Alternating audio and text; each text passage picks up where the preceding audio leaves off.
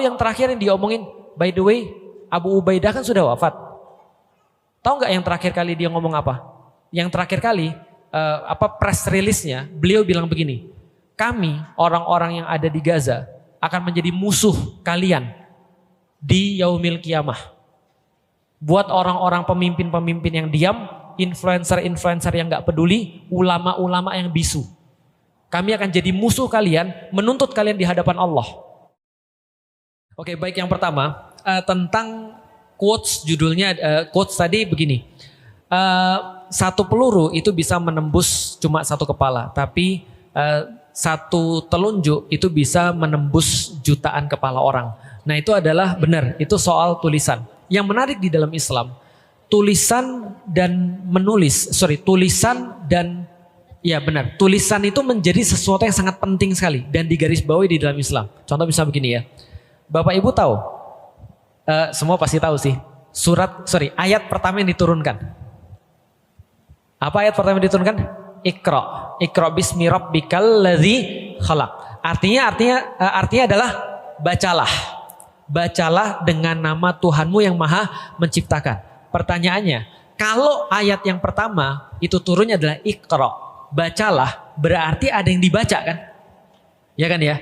Kalau ada yang dibaca, berarti itu tulisan kan? Berarti ada yang nulis kan? Makanya benar, salah satunya di dalam Islam kita meyakini benda yang pertama kali diciptakan adalah qalam, adalah pena. Kenapa? Karena pena itu digunakan untuk menulis sehingga bisa dibaca.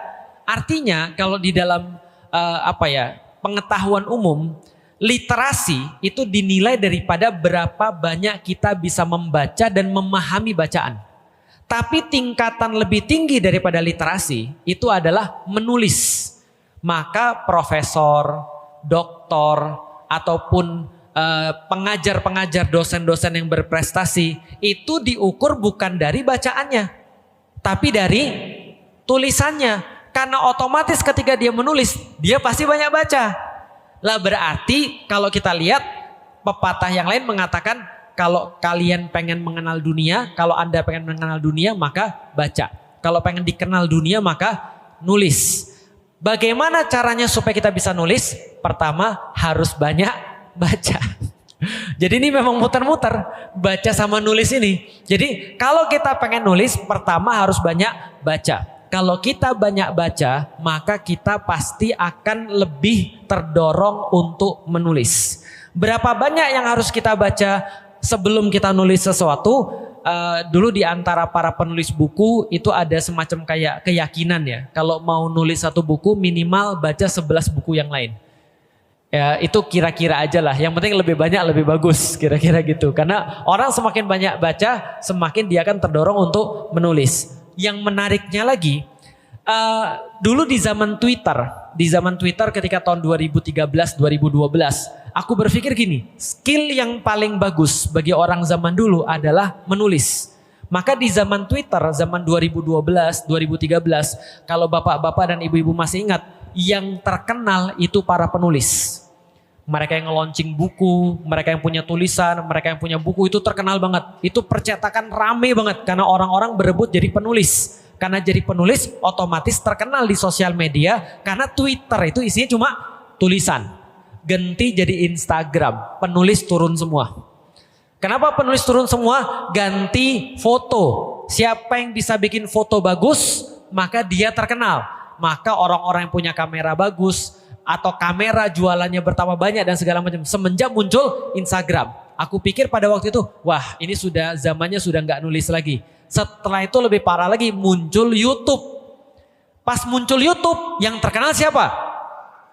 Vlogger. Orang-orang yang punya video, penulis udah gak laku lagi, tukang foto ketinggalan zaman, orang bukan lagi beli kamera, orang beli adalah kamera yang bisa videoin. Mana-mana orang bawa kamera, hai guys gue lagi ada di sini dan segala macam. Nah, terkenal tuh, bikin prank dan segala macam, bikin video pendek dan seterusnya. Ternyata sekarang zaman balik lagi kemana? Zaman sekarang balik lagi ke nulis. Karena zaman sekarang orang bikin video pakai prompt. Orang bikin video pakai kata-kata. Sehingga zaman sekarang balik lagi ke zaman tulisan. Sekarang yang berharga para penulis lagi. Artinya adalah apa? Kalau misalnya kita lihat zaman sekarang, ya kesempatan, belajarlah nulis. Karena nulis sekarang bukan hanya bisa langsung dibaca orang. Tapi nulis sekarang bisa dibaca orang, nulis bisa jadi foto, nulis bisa jadi video. Artinya perbanyaklah coba untuk menulis. Lah kalau seandainya ditanya, gimana supaya kita bisa bersemangat untuk menulis? Pertanyaannya seringkali salah. Tadi kita udah bahas, pertanyaan salah. Pertanyaannya adalah bukan bagaimana cara menulis. Tapi pertanyaannya coba dulu diubah ke kenapa aku harus menulis. Coba dulu ke situ. Kenapa aku harus menulis? Karena kalau kita sudah dapat jawabannya, maka kita pasti akan belajar bagaimana cara menulis. By the way, aku sudah sampein bahwasanya ada satu pelajaran yang sangat aku benci, dua pelajaran yang sangat aku benci ketika SMP dan SMA. Pelajaran apa? Sejarah bahasa. Berarti aku belajar nulis? Enggak. Apa soal yang paling aku benci ketika SMP dan SMA? Esai. Betul. Kenapa? Males banget serius. Esai males banget serius. Sekarang Felix Xiao nulisnya Felix Xiao penulis. Paham maksudnya? Lah, aku punya teori untuk nulis buku? Enggak. Aku belajar nulis? Sekalipun enggak. Tapi aku punya sebuah alasan yang sangat kuat kenapa aku menulis. Teman-teman tahu buku pertamaku judulnya Beyond the Inspiration. Tanya sama Ummu Alilah, aku tulis gara-gara apa? Dua hal. Pertama, miskin. Gak punya uang, serius. Zaman-zaman dulu, tahun 2010 ketika aku nulis buku itu yang dalam tanda kutip kaya, itu adalah para penulis. Karena aku udah bilang, zaman tulisan. Maka aku mau coba nulis buku. Supaya tadi, siapa tahu bisa untuk menyelesaikan masalah ekonomi. Kan gitu kan ya. Ternyata setelah nulis, gak laku. Duitnya justru datang dari mana? Jadi karyawan. Akhirnya dapat gaji, kan itu kan ya. Tapi aku nulis itu awalnya karena himpitan ekonomi. Tapi bukan itu alasan terkuatnya. Apa alasan terkuatnya? Aku bilang sama Ummu Alilah, aku mau nulis ini sebagai hadiah untuk anakku nanti yang mau lahir. Jadi difahami Ibu sekalian? Maka aku waktu itu bertekad satu anak, satu buku. Alhamdulillah. Kenapa? Karena waktu itu aku mikir begini. Aku nggak tahu sampai kapan aku bisa menemani anak-anakku. Artinya aku nggak tahu kan sampai kapan Allah bagi umur. Kalau andaikan aku duluan wafat, anakku masih kecil misalnya. Maka aku bilang, aku mau ngasih buku ini supaya pengganti daripada bapaknya. Bapak Ibu tahu kan, anak laki-lakiku aku kasih nama 1453. Nanti besok ketika dia sudah gede pasti ditanya tuh, kenapa namanya 1453? Nah, dia baca buku itu dia udah ngerti tuh. Artinya buku itu aku tujukan untuk anak-anak. Aku pengen agar anak-anak aku ngerti siapa bapaknya. Maka aku nulis buku itu. Maka pertanyaan pertama adalah coba cari tahu kenapa kita harus nulis. Kalau andaikan kita paham misalnya contoh soal Palestina. Sekarang orang gak harus terkenal untuk didengar sama orang. Orang gak harus punya ilmu untuk bisa didengar sama orang. Lihat gak banyak orang-orang yang ngeritik orang-orang pintar tapi dia sendiri bukan siapa-siapa. Mohon maaf, orang bodoh aja sekarang bisa ngomong Bapak Ibu sekalian. Orang jahat sekarang punya platform. Artinya kalau benar orang-orang baik itu diem, maka mereka yang berkuasa adalah orang-orang yang jahat. Maka coba menulislah. Karena sekarang tulisan Bapak Ibu sekalian itu dibaca di sosial media. Meskipun dibaca sebiji orang, 2 biji orang, gak ada masalah. Tujuannya apa dulu kita nulis? Ya Allah, setidaknya ini telunjukku bersaksi bahwasanya aku pernah ngomong soal Palestina. Tahu yang terakhir yang diomongin, by the way, Abu Ubaidah kan sudah wafat. Tahu nggak yang terakhir kali dia ngomong apa? Yang terakhir kali press release-nya, beliau bilang begini, kami orang-orang yang ada di Gaza akan menjadi musuh kalian di yaumil kiamah. Buat orang-orang pemimpin-pemimpin yang diam, influencer-influencer yang gak peduli, ulama-ulama yang bisu. Kami akan jadi musuh kalian, menuntut kalian di hadapan Allah. Paham maksudnya Bapak Ibu sekalian? Artinya kalau kita gak berbuat sesuatu untuk sesuatu di depan mata, maka kita harus tahu diamnya kita itu adalah sebuah dukungan terhadap orang jahat. Jadi kalau kita gak ngomong, gak nulis ataupun apapun, itu dukungan terhadap orang jahat. Dan masalahnya bukan hanya itu, selama ini orang-orang jahat itu bisa tetap melakukan kejahatan karena nggak ada yang berbicara. Jadi nulis atau ngomong nih Ustadz, sama aja. Karena zaman sekarang tulisan kita bisa jadi video. AI kan udah bagus banget. Felix Show mempromosikan judi, coba bayangin. Padahal nggak pernah aku mempromosikan judi. Dibuat pakai AI, orang jahat loh. Orang jahat cari duit nggak halal, mereka semangat. Masa kita yang mau masuk surga nggak semangat? Apalagi tadi Abu Ubaidah menyampaikan orang-orang Gaza itu kesal banget sama orang-orang tadi yang mereka punya suara tapi mereka nggak mau ngomong. Mereka ulama tapi mereka bisu. Mereka pemimpin tapi mereka diam. Nah, orang-orang kayak gini akan dituntut di hadapan Allah. Aku nggak mau jadi orang dituntut. Maka kita nulis, kita ngomong, kita buat video, kita buat gambar, apapun yang kita bisa di dunia supaya minimal kita punya alasan. Ini loh yang sudah kita lakukan. Jadi jangan tuntut kami lagi karena kami sudah ngomong. Minimal, walaupun followers kita belum seberapa. Siapa tahu jackpot viral dan segala macam. Daripada viral-viral yang nggak perlu. Sekarang di Indonesia kan banyak viral yang nggak perlu kan. Bukan viral yang bagus kan. Ya nggak apa-apa. Yang penting kita berusaha agar tadi kita lakukan untuk Allah dan supaya membela saudara-saudara kita yang ada di Palestina. Itu tadi pertanyaan yang pertama ya tentang menulis. Quotes yang pertama. Quotes yang kedua tadi ada merah dan hitam. Merah itu adalah darahnya para syuhada, hitam adalah tintanya para ulama. Artinya balik Nabi Muhammad itu memulai untuk mengubah masyarakat dengan ide. Mungkin gak akan kelihatan kayak bisa dilakukan. Tapi kalau ide itu kita yakini dan bisa diuji di dalam masyarakat, ide itu akan ada banyak sekali yang mau.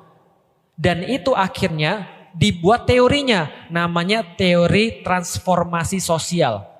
Misal salah satu yang punya teori transformasi sosial, Max Weber itu mengatakan bahwasanya semua perubahan dimulai dari ide. Bisa difahami? Dan ada nggak ide yang lebih bagus daripada Islam? Bagiku sih nggak ada. Nah karena itulah kita mulai dari narasi itu tadi. Wallahu a'lam bishawab. Silakan kalau ada pertanyaan yang lain. Kita coba jawab satu persatu ya. Yang pertama adalah tentang narasi. Jadi bagaimana narasi ini mempengaruhi pikiran manusia. Jadi gini, kalau kita mau sederhanakan, narasi ini bisa kita sederhanakan dengan niat. Bisa walaupun tidak sama dan tidak sesederhana itu ya. Tapi kalau mau disederhanakan, narasi adalah niat. Misal, ada seorang anak, misal ya, ketika dia belajar di sekolah, maka kan dia belajar karena ada satu narasi dong di kepalanya dia.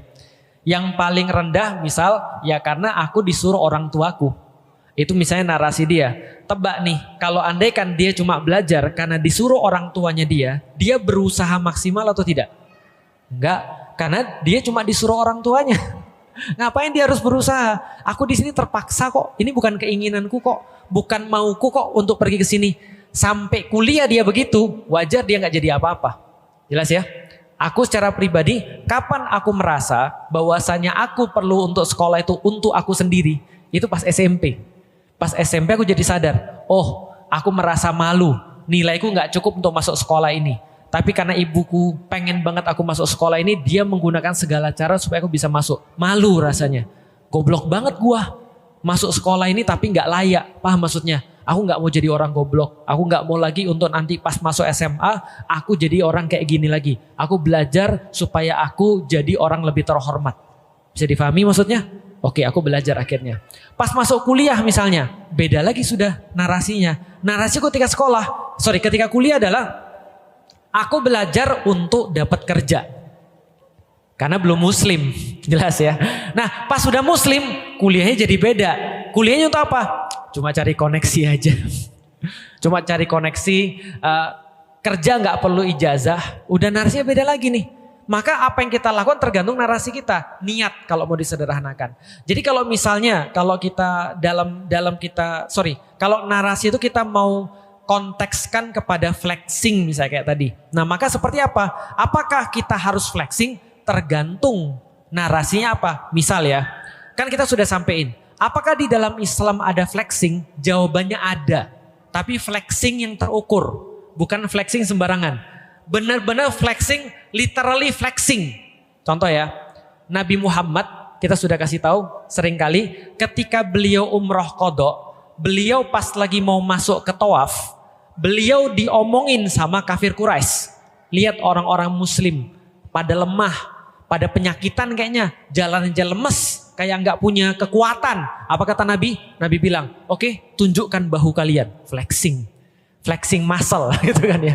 Artinya flexing otot, bener-bener flexing. Yang ditunjukin apa? Otot sebelah kanan dong. Lihat nih otot-otot kaum muslimin. Tadi siapa yang bilang orang-orang muslim penyakitan? Siapa yang bilang orang-orang muslim lemah? Tunjukin ototnya. Itu flexing. Tapi untuk apa? Membuat gentar musuh. Menunjukkan bahwa kita tuh kuat. Sehingga menimbulkan rasa hormat dari musuh. Itu penting flexing. Bisa dipahami sampai di sini?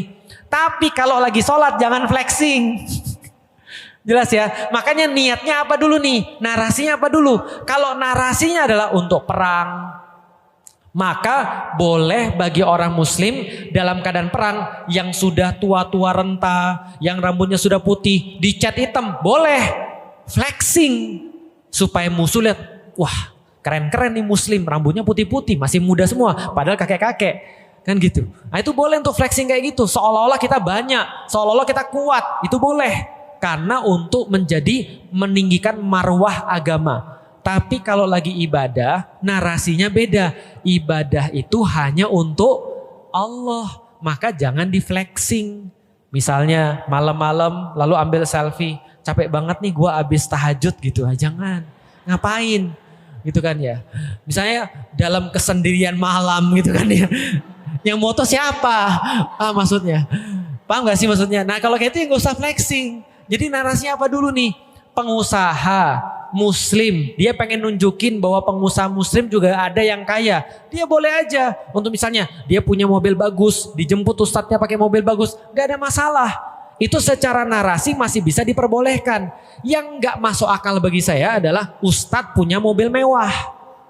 Itu bagi saya gak masuk akal. Kenapa? Karena itu flexing yang gak perlu. Jelas sampai di sini? Artinya boleh nggak? Boleh, cuma nggak etis aja bagiku. Atau misalnya contoh gini, Ustadz narif, itu bagiku nggak etis. Boleh nggak? Boleh, tapi nggak etis bagiku. Artinya kita udah bahas tentang narasi ini udah lama. Artinya sesuatu yang kita niatkan, kalau ada ujungnya, boleh kita lakukan. Ujungnya baik, boleh kita lakukan. Tapi kalau misalnya ujungnya hanya mengharap ridho Allah, jangan flexing. Jadi kita lihat dulu kasus per kasus ya. Jadi seperti apa flexing di dalam Islam itu boleh atau enggak bolehnya. Kita lihat kasus per kasus. Itu yang pertama. Yang kedua, cewek red flag ya. Tentang cewek red flag. Alhamdulillahnya aku bisa kasih tahu. Aku pernah ngasih tahu gini.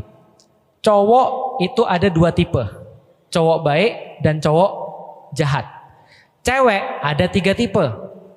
Cewek baik, cewek jahat, dan cewek tengah-tengah. Oke, aku ulangi ya. Cowok ada dua tipe, cowok baik dan cowok jahat. Pertanyaannya, cowok ada dua tipe ini, cowok baik dan cowok jahat. Yang lebih banyak cowok baik atau cowok jahat? Benar. Jadi lebih banyak cowok jahat daripada cowok baik. Itu yang pertama ya. Cewek ada tiga tipe. Cewek ada tiga tipe. Satu cewek baik, dua cewek tengah-tengah, tiga cewek jahat. Yang lebih banyak cewek baik, cewek tengah-tengah atau cewek jahat? Cewek tengah-tengah itu paling banyak tuh. Cewek baik dikit, cewek jahat dikit. Cewek tengah-tengah itu paling banyak. Cewek gak jelas itu paling banyak. Artinya, kabar baik buat Anda, kalau Anda randomly milih cewek, paling Anda dapat yang paling mungkin cewek tengah-tengah atau cewek baik. Anda akan kecil banget kemungkinan dapat cewek jahat. Tapi kalau cowok, kebanyakan kalau randomly langsung diambil, dapatnya yang jahat. Makanya yang banyak beredar itu adalah cowok-cowok red flag. Bukan cewek-cewek red flag. Karena cewek-cewek, mohon maaf, itu kemungkinan kecil dapat yang jahat. Kemungkinan besar dapat cewek yang tengah-tengah itu. Oke, tapi Ustadz, nanti kita akan jawab si red flagnya. Tapi Ustadz, kenapa banyak cewek masuk neraka? Jawabannya sederhana, karena secara jumlah cewek juga lebih banyak. Dan waktu itu Rasulullah khusus menggarisbawahi satu hal. Perempuan itu, kata Rasulullah, seringkali lupa akan kebaikan-kebaikan suaminya. Karena suami ini adalah pintu yang paling mudah untuk masuk surga. Contoh kayak gini ya. Kalau cewek-cewek mau puasa boleh masuk dari pintu puasa. Kalau cewek-cewek suka baca Quran bisa masuk dari pintu Al-Quran. Kalau cewek-cewek sering bersedekah akan masuk lewat pintu sedekah. Tapi kalau cewek yang meninggal diridhoi sama suaminya, maka mereka boleh pilih pintu mana saja dan mereka masuk. Artinya adalah apa? Karena ini adalah penting banget. Kenapa penting? Satu, karena cewek itu lebih mudah melupakan segala sesuatu kebaikan. Contoh ya misalnya ya, ini katanya, tapi belum tentu katanya. Seringkali kalau kita ngobrol sama perempuan, ini pengalaman pribadi ya, aku nggak tahu akan berlaku pada bapak ibu sekalian atau tidak. Tapi kalau Ummu Alila ngomong ke aku, itu senantiasa pakai selalu atau tidak pernah. Jadi nggak ada tengah-tengah tuh nggak ada, selalu atau tidak pernah. Contoh, kamu tuh nggak pernah beres, paham? Pintu WC nggak pernah ditutup.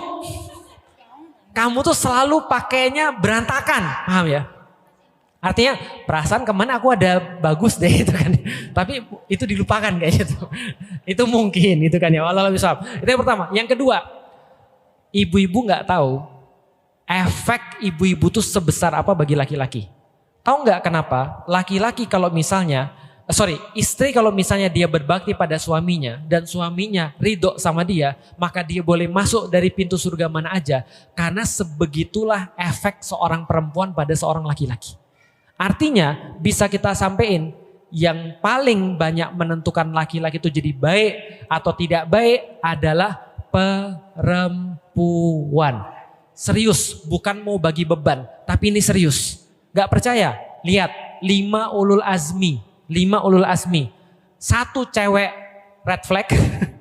4 cewek teladan. 5 ulul azmi. Nabi yang paling bawah, Nabi Muhammad. Siapa yang buat beliau jadi kayak gitu? Bunda Khadijah. Yang nemenin beliau. Ingat yang beriman pertama kali pada beliau siapa? Bunda Khadijah. Itu beriman pada beliau, yang lain gak diperhatiin lagi. Rasul udah bilang, dia pulang dari Gua Hira dalam keadaan takut, khawatir, deg-degan, ngelihat Bunda Khadijah, setengah kekhawatirannya hilang. Bayangin, belum ngomong, baru ngelihat, setengah kekhawatirannya hilang. Setelah curhat, hilang semua kekhawatirannya. Itu efek perempuan tuh ngeri banget. Aku juga sama. Aku bilang sama Ummu Alilah senantiasa, aku bermasalah dengan semua orang, gak ada masalah. Mau Instagramku hilang, bodoh amat. YouTubeku hilang, bodoh amat. Asal jangan kamu aja ribut sama aku. Paham maksudnya? Karena kalau Ummu Alilah ribut sama aku, itu semua jadi masalah tuh di luar. Paham gak maksudnya? Ngisi jadi males, bisnis jadi males, bikin Instagram males, syuting males, keluar rumah males. Paham maksudnya Ibu sekalian? Bisa dipahami. Itu laki-laki kalau di dalam rumahnya beres, unstoppable. Dia gak bisa dihentikan oleh siapapun. Tapi begitu di rumahnya habis dia di luar. Bisa difahami Bapak Ibu sekalian. Artinya cewek ini sedemikian penting. Makanya yang tadi banyak masuk neraka adalah gara-gara dia tidak suportif terhadap suaminya. Balik lagi ke ulul azmi, Bunda Khadijah. By the way, Rasulullah SAW dalam hidup beliau pencapaian termasuk yang paling tinggi adalah Futu Mekah, betul? Setelah Futu Mekah beliau ngapain? Party? Enggak. Perayaan, celebration? Enggak. Apa? Bikin rumah baru? Enggak. Ngapain beliau? Begitu Futu Mekah, ke makamnya Bunda Khadijah. Enggak banyak yang tahu kan? Rasulullah setelah Futu Mekah, yang lain celebration, yang lain perayaan dalam tanda kutip merasa senang. Rasulullah berkemah di makamnya Bunda Khadijah 2 malam. Untuk curhat kepada Bunda Khadijah. Artinya yang diingat pertama kali setelah Futu Mekah adalah orang yang nganterin dia sampai di titik itu. Artinya Bunda Khadijah pengaruhnya luar biasa. Bayangin kalau kita punya di rumah Bunda Khadijah, jadi kayak apa tuh suaminya tuh? Atau jadi kayak apa tuh anak-anaknya tuh, speknya kayak apa tuh? Alias speknya pasti kayak Fatimah. Spek suaminya minimal kayak Nabi Muhammad minimal. Kalau dukungannya seperti itu. Yang kedua, naik ke atas, Nabi Isa. Nabi Isa punya siapa perempuannya? Bunda Maryam. Bunda Maryam itu terkenal ketika dia masih perawan, itu menjaga dirinya. Benar-benar dalam keadaan suci. Maka dia adalah wanita terbaik di dunia versi Rasulullah. Bunda Maryam. Di atasnya lagi ada Nabi Musa. Musa punya siapa? Diceritakan di dalam Al-Quran. Musa punya ibunya. Ibunya Musa. Bayangin, Anda lagi hamil, melahirkan anak, disuruh nganyutin ke sungai. Kira-kira bisa terima atau enggak? Sulit. Tapi bunda Nabi Musa itu benar-benar melakukan itu karena Allah ikhlas. Dan percaya ketika Allah bilang lakukan, nanti aku akan kembalikan kepada kamu. Maka dia lakukan karena itu perintah Allah, maka dikembalikan benar-benar Nabi Musa kepada dia. Ketakwaan seorang ibunda Musa membawa Musa menjadi orang yang ikhlas. Lihat bagaimana Al-Quran menggambarkan kata-kata bundanya Musa sebagai orang-orang yang ikhlas. Dan akhirnya Musa dilabeli di dalam Al-Quran juga sebagai kata-kata mukhlas. Orang-orang yang ikhlas. Artinya dia dapat itu dari ibunya. Naik ke atas ada siapa? Ibrahim. Ibrahim apa yang dia punya? Siapa yang dia punya? Bunda Hajar.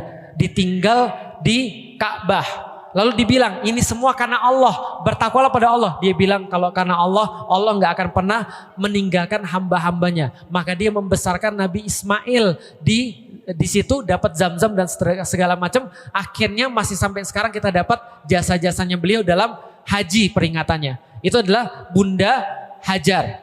Di atasnya lagi ada siapa? Nabi Nuh. Nah tapi Nabi Nuh red flag. Nah kalau begitu kita sampai pada ciri-ciri cewek red flag. Pertama, cewek-cewek red flag adalah cewek yang gak kenal Allah. Itu red flag. Karena kalau orang sudah gak kenal Allah, narasinya pasti selain Allah. Pertanyaannya, kalau sudah selain Allah, kepada apa orang-orang itu akan tunduk? Kalau enggak karena materi, kalau enggak karena manusia, kalau enggak karena popularitas, kalau enggak karena yang lain. Segala macam bersifat dunia. Contoh misalnya ya, mohon maaf nih, kadang-kadang ini omongan gibah-gibah di dalam rumah tangga ya.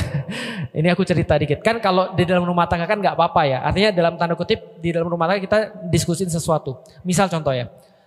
Terkadang aku sama Alila ngobrol ketika kita ngelihat dunia media sosial yang sekarang. Media sosial sekarang itu satu yang ditawarkan. Apa? Popularitas. Exposure.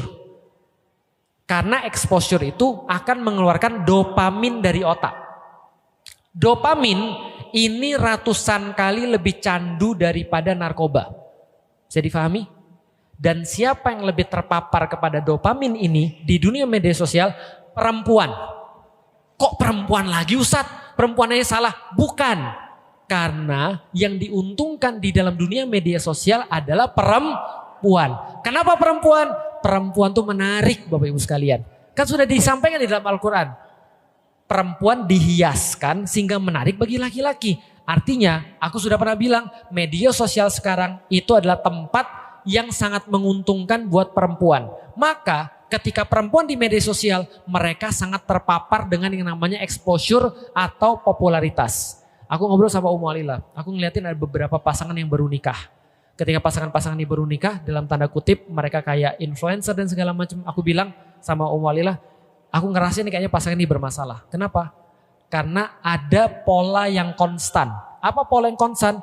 Perempuannya senantiasa nyari exposure di media sosial secara berlebihan.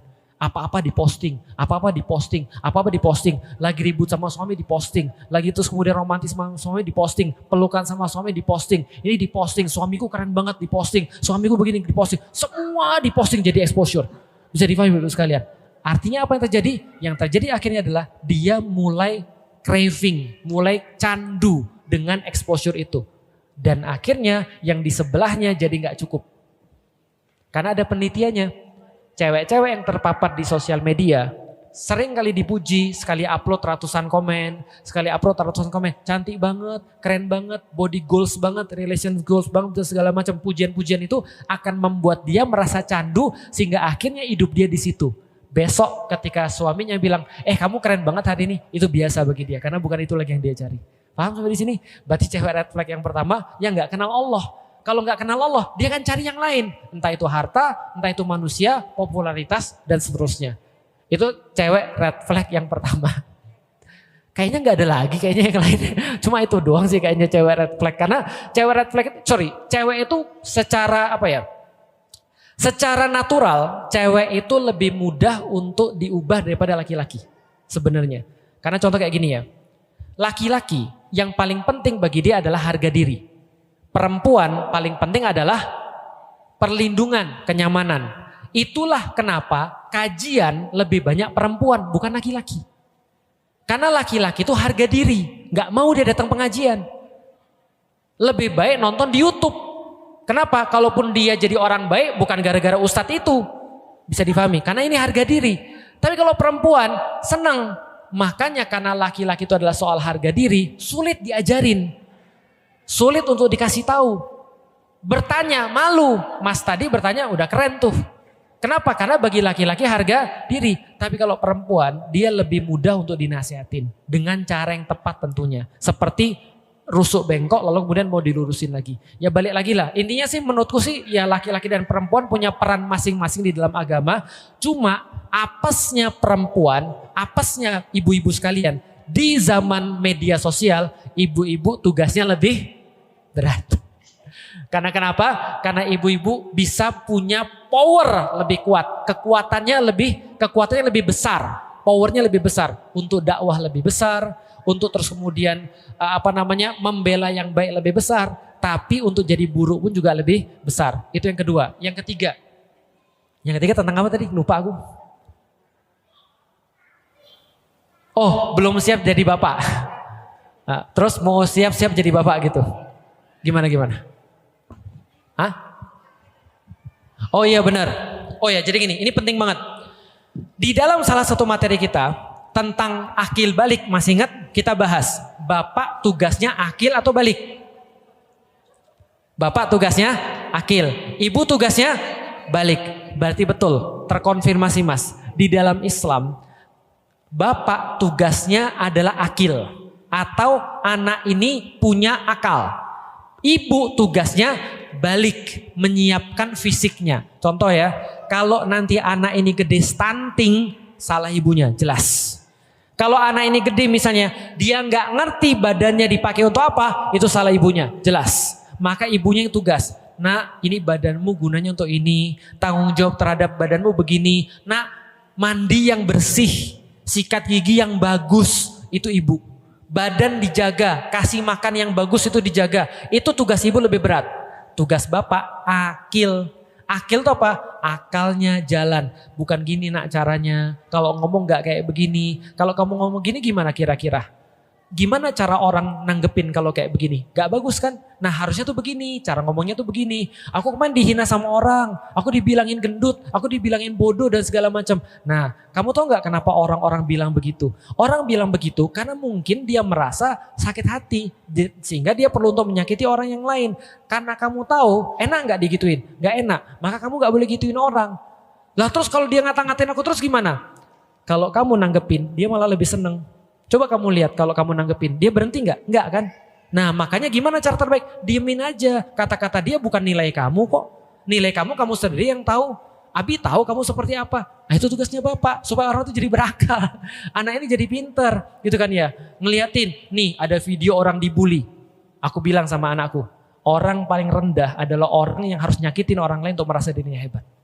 Orang-orang kayak gini, ini insecure. Aku bilang gitu. Kenapa? Karena orang-orang kayak gini, dia nggak punya tanggung jawab. Tangan tuh apa? Tangan tuh ngelindungin orang. Kalau kamu kuat, kamu harus ngelindungin orang. Lihat nih apa beda sama Israel. Ajarin balik. Ajarin dia punya akal. Ngelihat perempuan. Perempuan harus dilindungi. Perempuan harus hormat sama dia. Ummu Alila bilang, Koko, apa? Sini. Ngomong apa tadi? Jawabannya kayak gimana kayak gitu? Kamu kesel? Oh enggak kok gini, enggak boleh. Ini termasuk tadi. Di dalam Islam kita enggak boleh ngomong kepada orang tua. Apalagi kamu ngomong kayak gitu nadanya. Itu kan cuma main-main aja. Ya kan main-main bisa dengan nada yang baik. Abi enggak mau dengar lagi kayak gitu ya. Itu akil. Jelas ya sampai di sini ya. Ngelihat bagaimana caranya bapak itu jadi seorang bapak. Bagaimana seorang laki-laki jadi seorang laki-laki. Dan ada beberapa penelitian. Sekarang ternyata memang betul ada kaitannya LGBT dengan fatherless. Tidak hadirnya ayah itu menimbulkan masalah mental. Banyak sekali masalah mental yang ditimbulkan karena nggak ada ayah. Satu, dia bisa jadi kekerasan. Dua, kelainan atau penyimpangan seksual juga bisa. Tiga, masalah-masalah mental yang lain. Jadi nggak ada ayah, ini benar banget problem. Fatherless nation itu problem. Makanya sebenarnya sekarang yang harus dilakukan seperti apa? Kalau memang kita tumbuh tanpa figur seorang ayah atau figur seorang ayah yang gak benar, untuk itulah belajar tentang Nabi Muhammad itu penting. Karena Nabi Muhammad itu adalah figur ayah bagi kita semuanya. Harusnya ayah itu seperti apa? Harusnya laki-laki itu seperti apa? Omongan laki-laki itu seperti apa? Ini namanya teladan. Karena teladan tidak harus didapat dari sosok yang asli. Syukur-syukur ada sosok yang asli. Makanya salah satu sedihnya aku sebagai seorang pengajar adalah karena memang kita gagal menciptakan banyak laki-laki yang bertanggung jawab. Andaikan kita sekarang sudah tahu bahwasanya laki-laki itu penting, maka mohon maaf ya, ini ada quotes yang agak sedikit kasar. Quotes-nya adalah orang bajingan guru terbaik. Kalau kita sudah tahu, gak enak rasanya punya figur ayah yang gak baik. Atau punya figur ayah yang mungkin gak sempurna. Ingat baik-baik pelajarannya, jangan jadi kayak gitu. Jelas sampai di sini ya, jangan jadi kayak gitu. Aku belajar banyak, bapakku bukan orang yang sempurna. Aku belajar dari beliau sebagian, aku belajar tidak mau jadi beliau sebagian. Tapi kan tertanam di kepala. Maka kita jangan sampai orang yang demikian. Aku bayangin kalau aku punya anak, aku tahu gak enak kalau kita salah langsung dibentak. Gak enak kalau kita salah langsung dipukul. Gak enak kalau kita gak pernah dimintai pendapat tentang sesuatu, cuma dijudge. Aku tahu itu gak enak. Maka ketika aku jadi ayah, aku berusaha untuk jadi figur yang berbeda. Aku tahu bahwasanya aku gak pernah dipeluk sama bapakku. Maka aku mau meluk anak-anakku sekarang. Jangan jadi orang kayak orang yang kita gak mau. Nah ini adalah pembelajaran juga. Karena jadi gini ya, orang baik itu bisa jadi lahir daripada keluarga yang baik, tapi bisa jadi lahir daripada keluarga yang juga tidak baik. Karena dia tahu gak enaknya jadi orang yang tumbuh di keluarga tidak baik.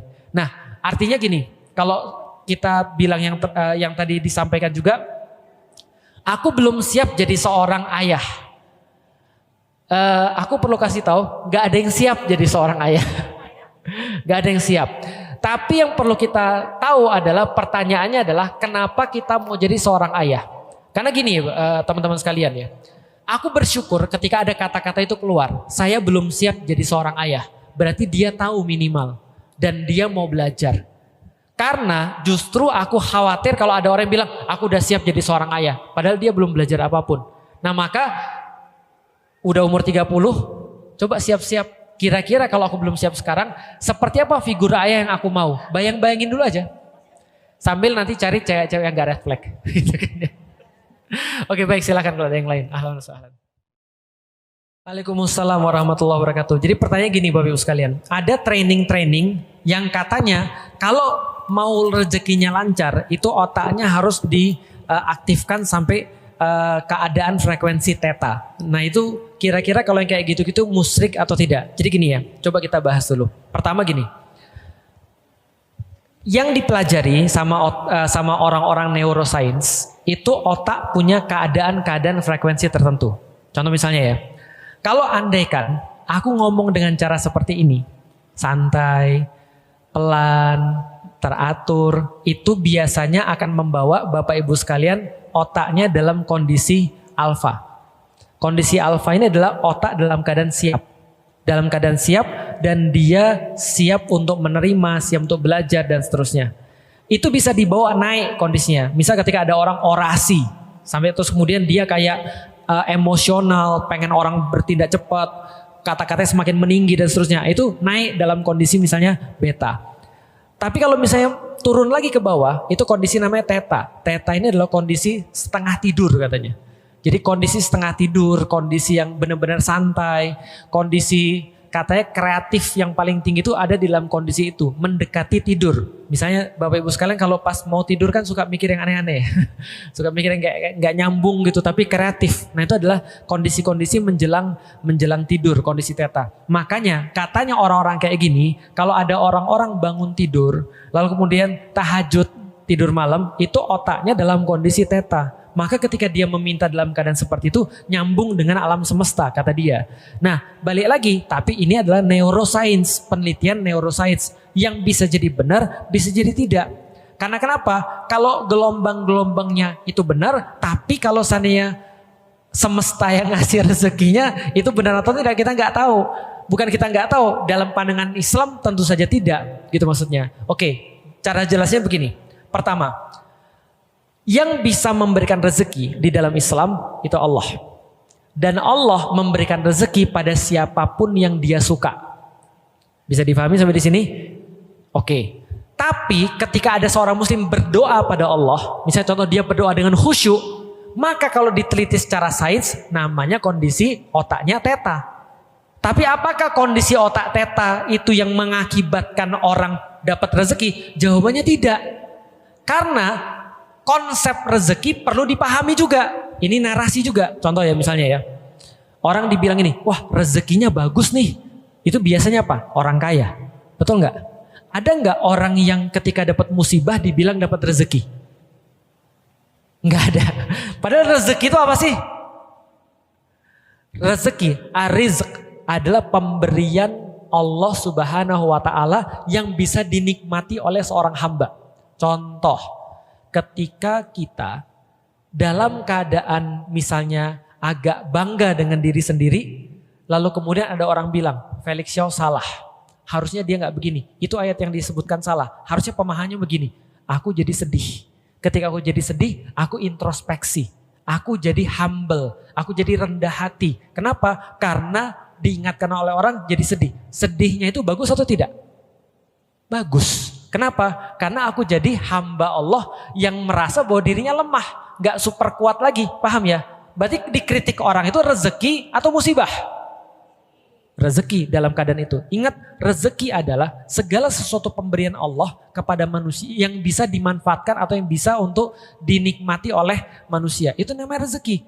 Belum tentu harta itu rezeki, belum tentu miskin itu musibah. Jelas sampai di sini ya? Nah, berarti kalau di dalam ilmu yang tadi narasinya apa? Segala sesuatu dilihat daripada dunia. Artinya kalau ada orang sudah doa khusyuk pun dan dia tetap miskin, dikatakan belum sampai kondisi teta. Karena bagi mereka kondisi teta itulah yang menyebabkan rezeki. Padahal bukan. Itu cuma kalau mau dimudahkan, itu cuma kondisi otak dalam hal kita bisa siap untuk melakukan apa gitu loh kira-kira. Contoh kayak gini misalnya ya. Kondisi otak untuk belajar beda dengan kondisi otak untuk bekerja. Kondisi otak untuk bekerja beda dengan kondisi otak ketika kita lagi beribadah. Maka coba lihat di dalam Islam semuanya dikondisiin. Tapi sekali lagi poinnya, intinya bukan dalam frekuensi otak itu. Tapi mengarahkan niatnya itu. Contoh, pas mau sholat. Apa yang kita lakukan sebelum sholat?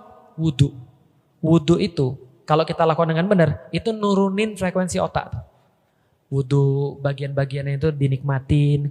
Kenapa kita berwudhu? Kita lagi mau membersihkan diri. Membersihkan diri kita itu disimbolkan membersihkan hati. Tapi karena hati kita nggak bisa dibuka dan kita nggak tahu, maka yang bisa kita bersihkan adalah yang kelihatan. Lalu kemudian qomat, kita berbaris di situ. Lalu kemudian kita diam dan mengkondisikan. Imamnya mundur, lalu kemudian bilang luruskan, rapatkan, luruskan hatinya juga. Kalau Anda kalau Anda berselisih di dalam soft, maka berselisih pula hati-hati kalian, kan gitu kan ya. Itu kan yang Rasul sampaikan tuh, cara untuk merapikan orang. Jangan berselisih soft, maka berselisih pula hati-hati kalian. Kita rapitin semua, lalu kemudian kita takbir Allahu Akbar. Itu kondisi otaknya jadi teta tuh turun. Lalu kemudian apa? Baca doa iftitah dan segala macam, resapi maknanya. Bismillahirrahmanirrahim, alhamdulillahirabbil alamin. Setiapnya diresapi. Ketika ngomong alhamdulillah, ingat seluruh nikmat-nikmat yang Allah kasih dari awal sampai kita sholat. Yang kalau nggak ada habis semuanya. Bisa difahami Bapak Ibu sekalian. Nah itu masuk dalam kondisi teta. Nah itu namanya kondisi khusyuk. Cuman bukan itu penyebab daripada rezeki Allah turun. Itu sama aja kayak orang bilang begini. Dokter bilang begini. Nah ini bagus nih contohnya. Dokter bilang, ibu sakit apa? Oh saya sakit, misalnya contoh sakit ginjal. Ibu makan obat ini. Nanti kalau seminggu ibu lakukan ini, ibu akan sembuh. Pertanyaan sederhana, yang nyembuhin Allah atau obat? Jelas? Bukan obat kan? Yang nyembuhin adalah Allah. Kenapa kita makan obat? Kenapa kita makan obat? Karena itu adalah syarat untuk disembuhkan Allah. Jelas sampai di sini. Itu namanya syarat untuk disembuhkan Allah. Namanya adalah ikhtiar. Tapi niatnya yang nyembuhin adalah Allah. Makanya betul, dokter bisa jadi syirik. Bisa jadi syirik. Training tadi bisa jadi syirik.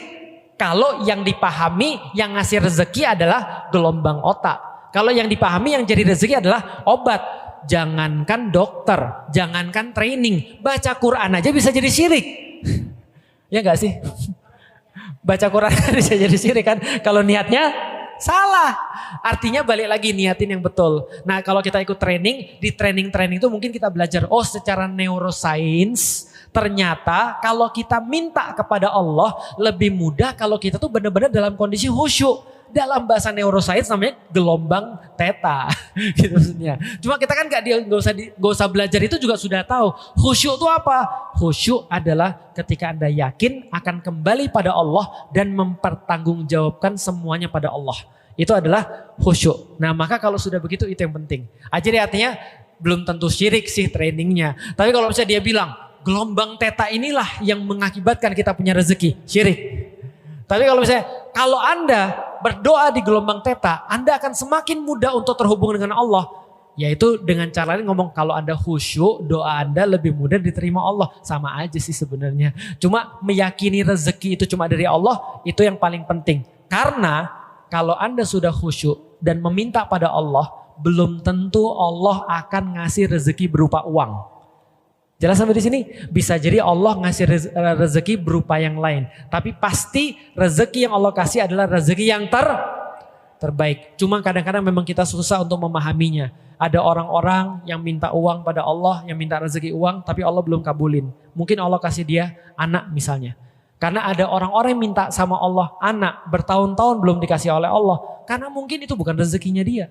Mungkin rezekinya dia ada pada memintanya itu. Ada pada ketaatannya atau ada pada ketika dia merindukan ada seorang buah hati. Bisa jadi itu rezekinya. Artinya semua orang punya rezekinya masing-masing. Persis seperti orang-orang Gaza.